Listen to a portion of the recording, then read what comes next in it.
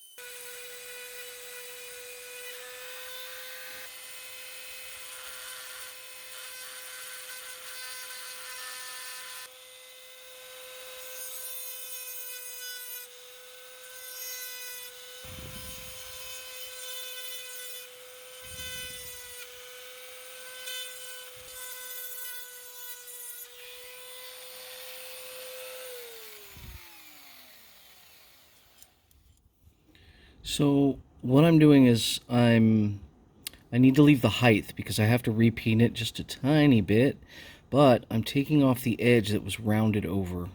But I'm not taking it all the way off. I'm just taking it down to where as I loosen the bolt, it will easily fold up. So when I remove that screw, it hopefully won't be too much force and it can just fold it up. So we'll try it at this point. Put a little knocker loose on it.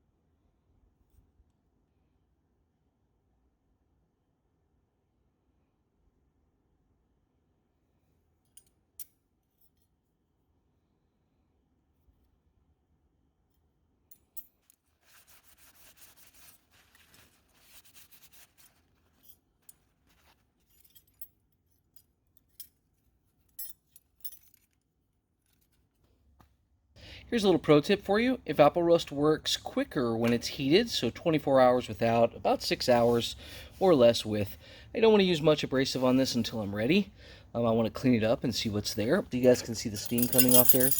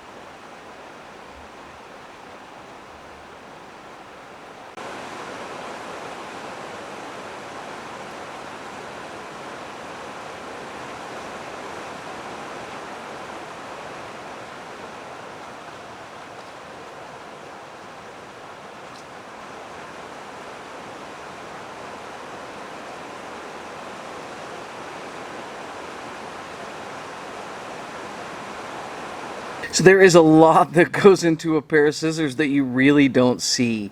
And I don't know why I've always liked them. I've liked the design and the subtleties of scissors, especially like, you know, high quality scissors like these, German handmade scissors. So these are Western Brothers. They're made in Germany, and they are, says high carbon steel, and it has a little tiny anchor right there. We were able to save all of that. Thank God the pitting wasn't too deep. I really wanted to go with that matte finish on the handles and then shine up the actual blades themselves. I thought that that would look really cool. Now, I wish I could have been able to do a little bit more with this screw, and I probably could have. But the reality is that thing was shot, you know? I mean, that was really, really bad. I was actually talking to my good friend and fellow YouTuber, Roger from Roger's Fix-It Barn. He was down yesterday helping out on the tractor build, and he said, man, I just don't think you're going to be able to get that screw out of there. And I was like, well, you'll know on Saturday if there's a YouTube video up or not if I succeeded.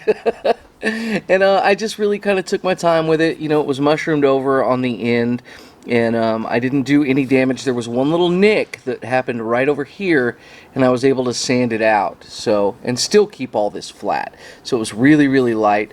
And then yeah, right in here, there's still just a little nick off to this side right there. It is what it is, so I'm not going to be able to do anything about that. It's as close as I can get. I could, actually there is something I can do. I can go back in here and I can weld the head of this screw up, and then I can reslot it. But I don't know.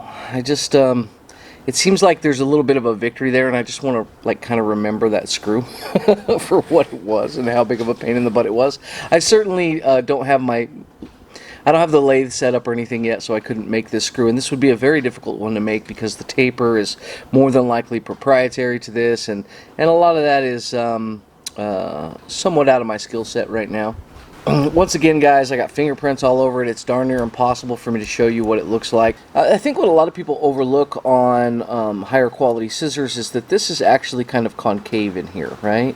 So what makes that kind of nice is you can grab your stone and you lay it flat across here, and you're only pulling off material from this side and that side, and that'll help you to get that kind of flat. But if you go down too far on this, you are going to have to take down the center section as well. And then there's a little bit of pressure that happens on the V of the cutting edge, right? So they kind of fold back over themselves. And so it's very important that this has a little bit of bow to it, and that has a little bit of bow to it, and that pressure is what actually makes the cut. Now these work fantastically well. Super excited about them, and I hope you guys liked the video. I know it seems like it was just a goofy pair of scissors, but wow, I really like the engineering that goes into these scissors.